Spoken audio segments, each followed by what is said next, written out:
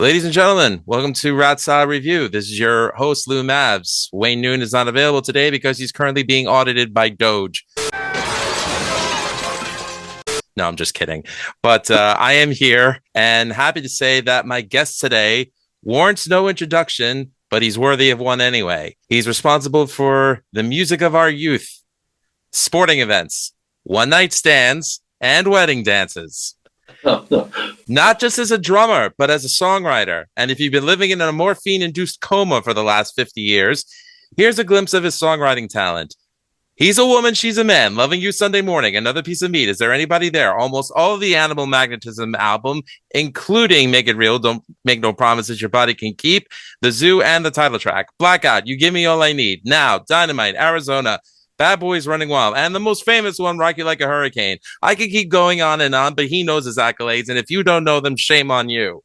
Need I say more? He has a new album of classic covers from the 1980s dropping on April 11th called What About Love, where you can hear covers of the songs What About Love, originally by Heart, and Love is a Battlefield, originally by Pat Benatar on all streaming media sites. In my eyes, and the eyes of many around the world, this man is a respected and respectable musician whose work and reputation speaks for itself, and we're proud to have him here on Ratsaw Review. Willkommen to Ratsaw Review, Herman Rarebell.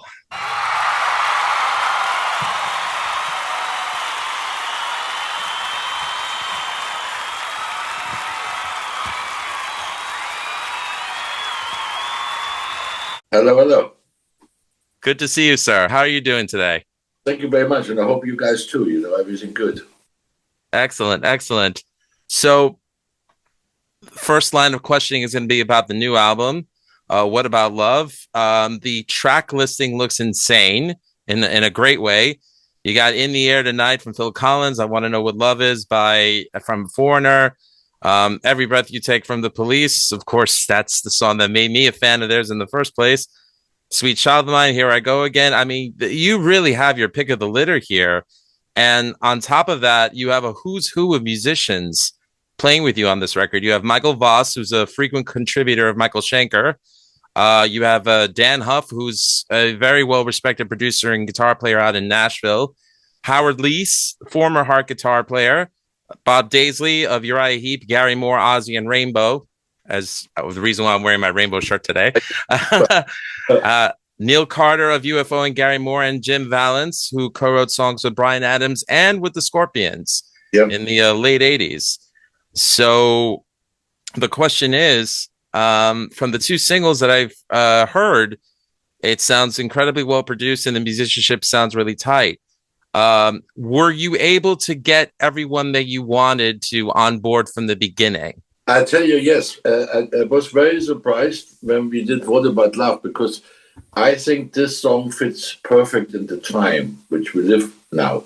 When I look around me, there's hate. There's not enough love for me there, So when I sent this idea to my co-producer, Michael Voss, he said to me, well, why don't we phone the original people who played on it? Maybe they want to play again. So we got in contact with Howard, who said immediately, yes. We got in contact with Dan Huff, who loved the idea, and he said, yeah, we're behind you with this idea. This should be the message to the world, what about love, So they're all played, by the way, for nothing. They didn't want to have a penny from me because they felt very honored to deliver this message. And the same goes for Bob Daisley, who lives now in Australia. And Jim Valance, as you know, wrote the song basically. So he's even in my video. You can see him behind the keyboards, So all those musicians I know for many years, as you can imagine, I toured with them. So for me, making this album was actually a tribute to the 80s and the bands who made this. As you remember, in 84, for example,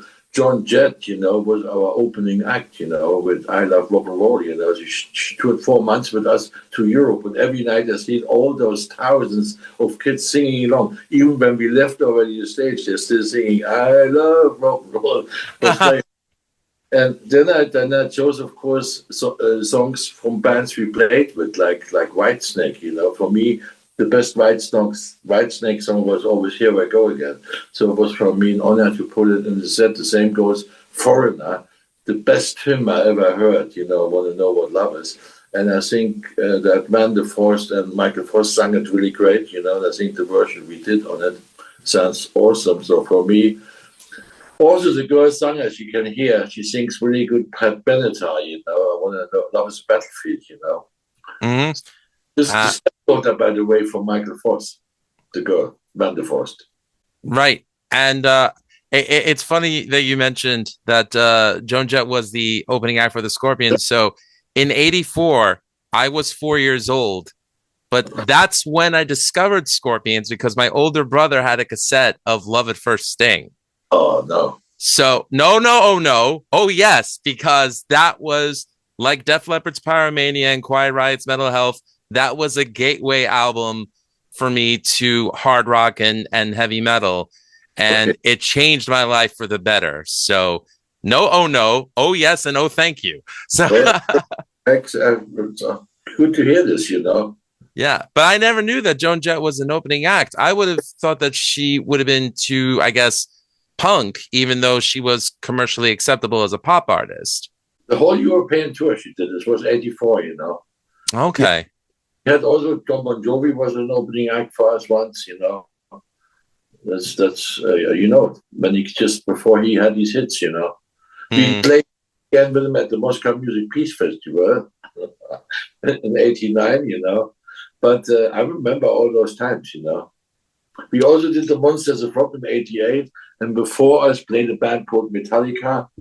So was also one. All those bands are much bigger now than the Scorpions, you know, which is funny, you know. Oh, the United States Monsters of Rock tour of '88. Yes. Man, I would have loved to have been there. Just to have seen. I mean, you know, I don't like referring to my favorite bands as in, you know, they had their heyday. I mean, you know, was it at the peak of popularity? Yeah, you could say that, but you know, it's great to know that the music of tours like that have stood the test of time, where people still say, yes, I love Dokken, or yes, I love Van Halen, or yes, I love Scorpions, or obviously to this day, yes, I love Metallica. It obviously did strike a nerve for fans, and we're talking almost 40 years after that tour even happened. So, you know, and I know people that went to that tour, and some of them say the Scorpions were the best band, so don't sell yourself short. When you saw Rainbow, was Cozy Powell still with the band then? The drummer. I never did see Rainbow.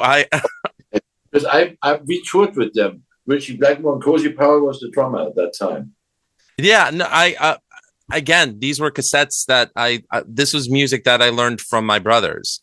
So, you know, around the time that I discovered Scorpions with Love at First Sting at 4 years old in 1984, my brother had Bent Out of Shape, their '83 album with the hit Street of Dreams.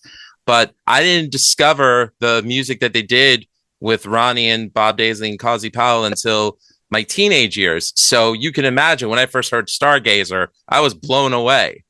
And I was like, how come nobody's talking about this music now? Now they do. But, you know, in the 90s when I was a teenager, you know, it was Pearl Jam and Nirvana. That's okay. We forgive you all. This was the change, absolutely. From the 90s on, you had Nirvana and bands like this, you know. Big change in music at that time, you know. Yeah, and I'm not saying it was bad, but to me, it's like, you know, there's either music that you like or there's music that you don't. And for me, you know, nobody should be judged for the music that they do like, because to them, it's good, it has value, even if it's not popular, you know, which is why I never subscribed to the viewpoint of MTV when they, you know, poo-pooed away, you know, all the bands that helped them make it to, you know, to where they ended up becoming. But, you know, neither here nor there. That's a topic for a different discussion. But were there other musicians that you would have liked to have included, or pretty much you got everyone you needed? I did already before albums where I had, for example, different singers, you know, for each song, you know. And this time, it was more important for me was the song, which the songs I really found were outstanding songs in the 80s. Also for me, the 80s with Scorpions were the golden years, personally, you know. We had all the hits, and half of those hits I was involved in. You just read all the things I wrote. So I just remember, my God, you wrote a lot of stuff, you know. Mm. Were there other songs that you would have liked to have recorded or did record that didn't make the final cut? No, I think, I picked the right songs because all those songs I have also some personal involved with it. Because, as I said, Robert Palmer was a personal friend of mine. I lived for 17 years in the south of France, and he lived in Milano, not far away, 2 hours by car. So I visited him many times, and he me came to my wedding. So I'm very sad when he passed away, But as I said, with Whitesnake, we did many tours, foreigners. We met him of many festivals. So all those bands, like especially with Heart, we did another Heart song in there, This Dreams, because Mm-hmm. it was another good song for the girl singer, Vanderforce, because she can sing like this girls, This is hard to find nowadays. Oh yeah. Again, that's another band that I grew up in, and I heard that album, the '85 self-titled, before I even knew what Barracuda was. I don't So know. I came late into that, but when I heard the voices of the Wilson sisters, I was just like, my God, this is insane. Lee Good. So, but yeah, Before I'm great choices, and I'm a fan of the writer of these dreams, Martin Page.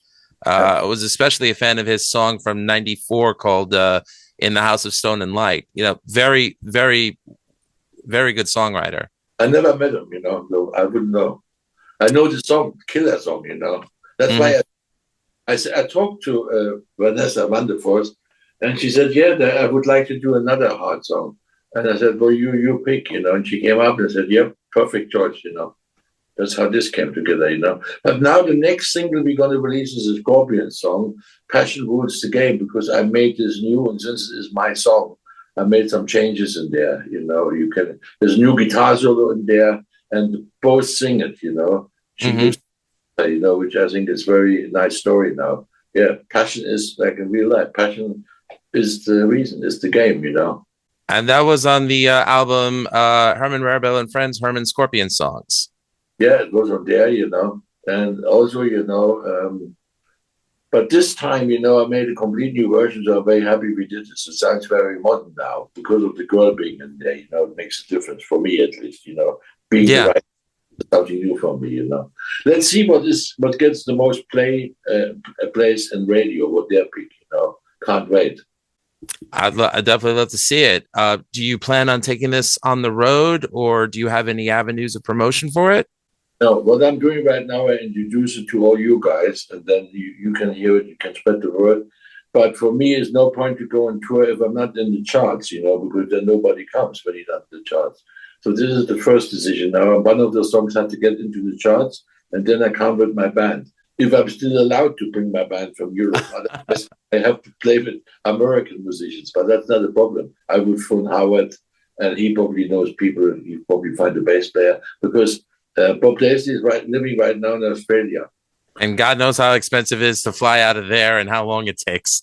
So And it will take very long to fly, but the other thing is, how long would the tour, if the tour, let's say, is a week and then is another week, right, he would have to fly back and forwards the whole time. It's much easier to find an American bass player who does the tour in America, and you have another bass player when you tour in Europe, It's easy for them. Main thing is those people play those songs like I have them on the record.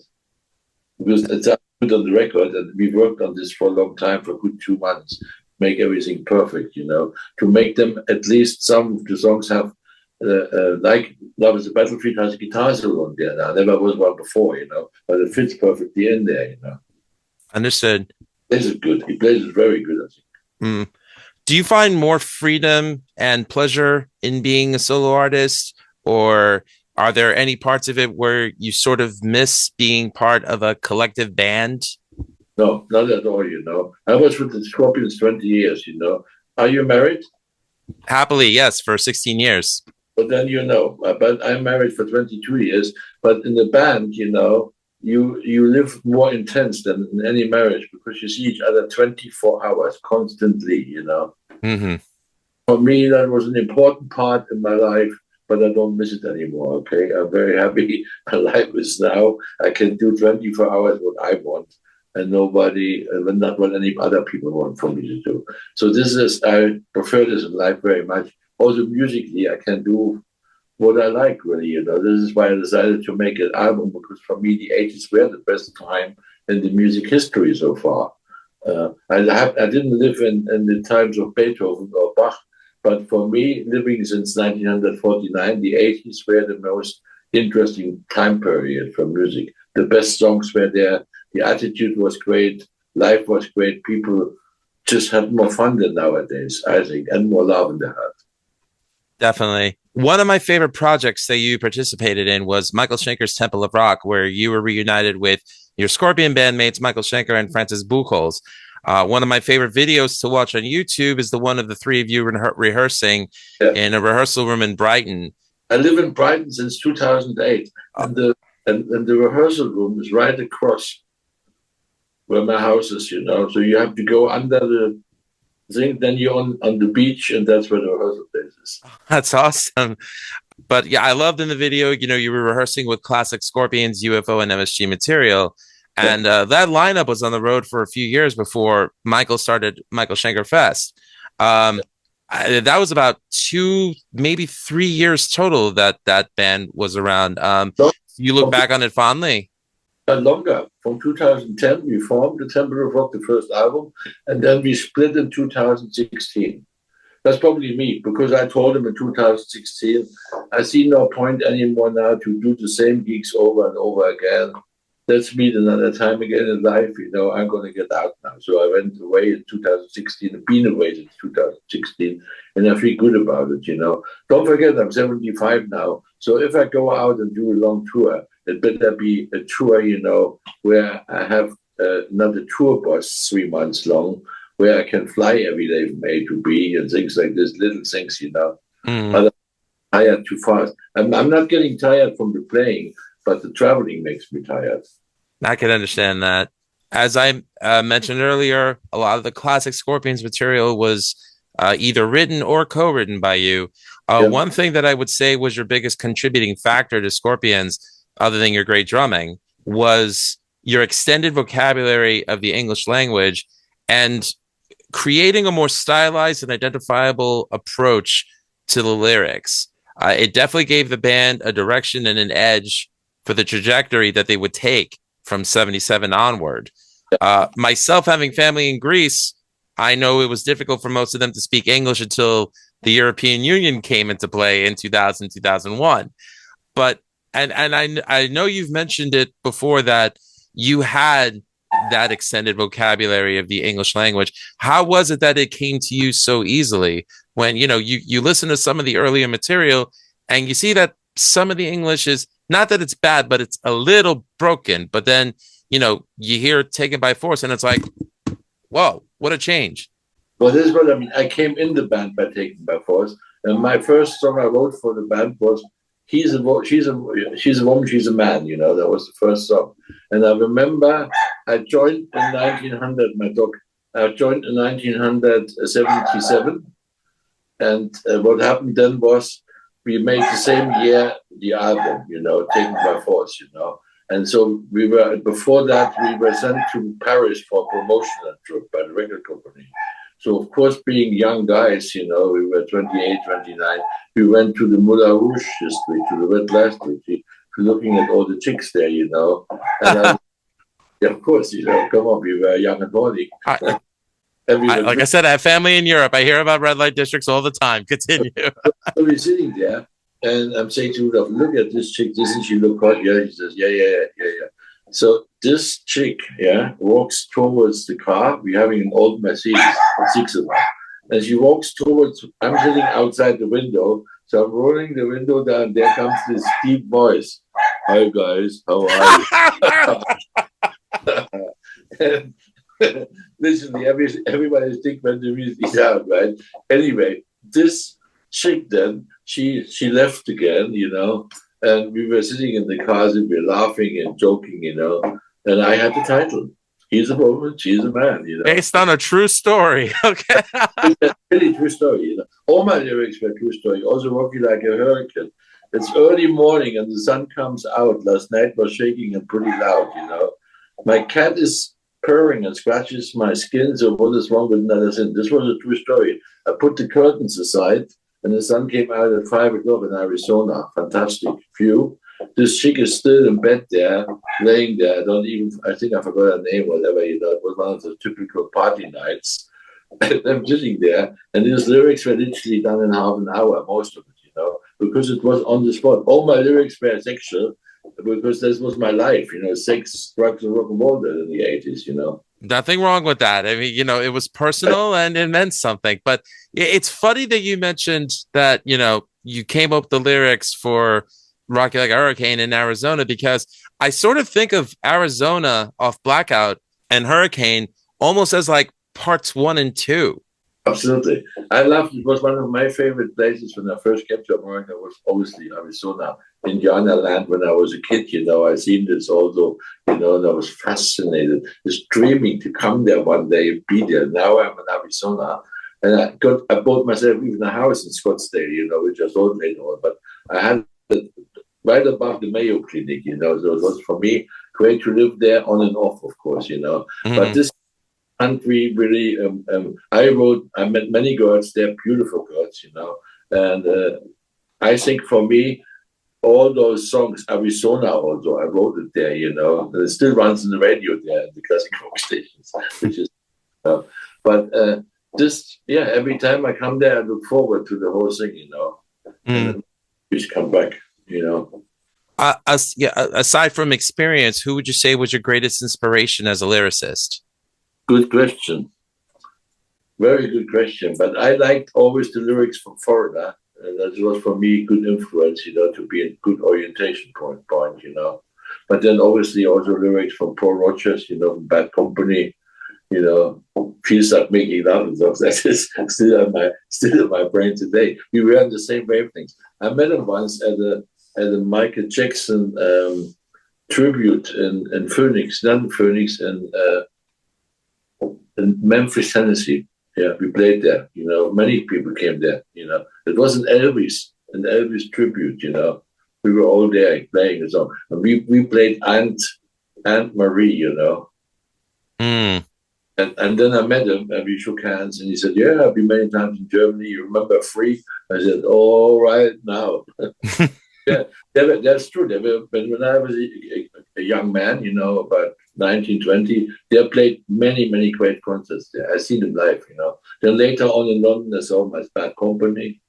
So for me, I'm a big Led Zeppelin fan, always, from day one, Completely get that. Just a few more questions and we'll wrap up.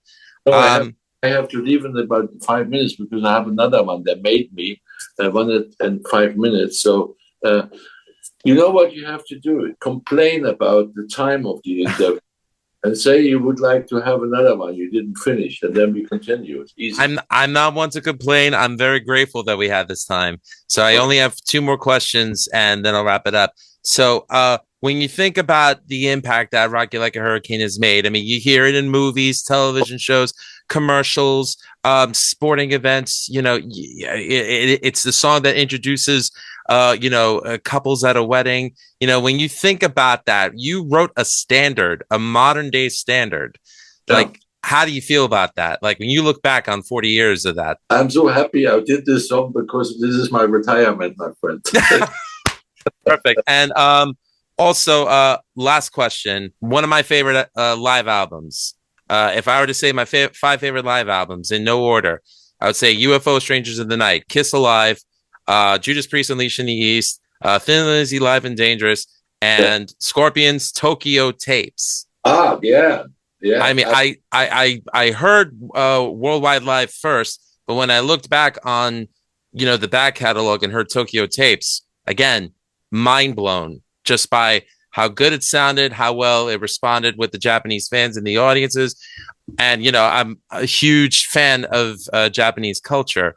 So when you look back on Japan, what do you think about it? And considering that really was the first country outside of Germany where the Scorpions broke. Absolutely. It was fantastic for memories come back there, because as you said, this is the time when Uli, he was the main guitar player then in those times. And Eddie Van Halen told me myself, he said to me, my big influence was Uli Ross, I said, I know why, because all the things, then you know where it comes from, I play a Stratocaster because of Uli, so I get that.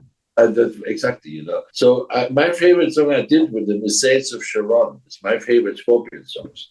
Yes. I love that. This is my favorite, And your drumming on that is so different because it's not a typical rock beat. It's more of like a disco funk beat playing over like a classically written guitar piece. I mean, the dichotomy it's amazing. Yeah. I did some great breaks in that one, technical wise, So until this day, I remember it was right at the beginning when I joined the Scorpions. We did this song in his apartment.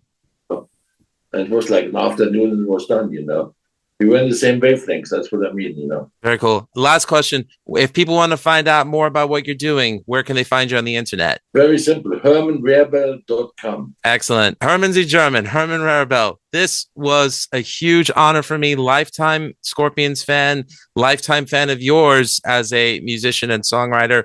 Thank you so much for gracing us with your presence today. Dankeschön. Thank you very much, too. Thank you. Take care. Have a great day, sir. Bye-bye. That was Herman Rarebell from, formerly of Scorpions, but he's got a new album out coming out April 11th called What About Love? Go check it out. Also, don't forget to check out Ba-Boom, Severed Angel's debut album, and Skyward. First album, sophomore album. Third album's coming out March 28th on No Life to Mellow Records. It's called When Eternity Ends. First video for that album is already out. It's called Through the Eyes of Time. Go check it out. And check out more about the band over at severedangel.com. Thanks for watching Rat Side Review, and cheers to you all. I'm so horny. Now that we have your attention, are you tired of listening to the same old bands over and over again? Stop it. Get some help. Want to expand your CD collection, but were told by your only friend to save your money? No, God! Are you one of those types of people that believes all new music sucks? Beta. Then get ready to be blown away. Severed Angel is back with their new album When Eternity Ends on No Life Till Metal Records, featuring the hit singles Through the Eyes of Time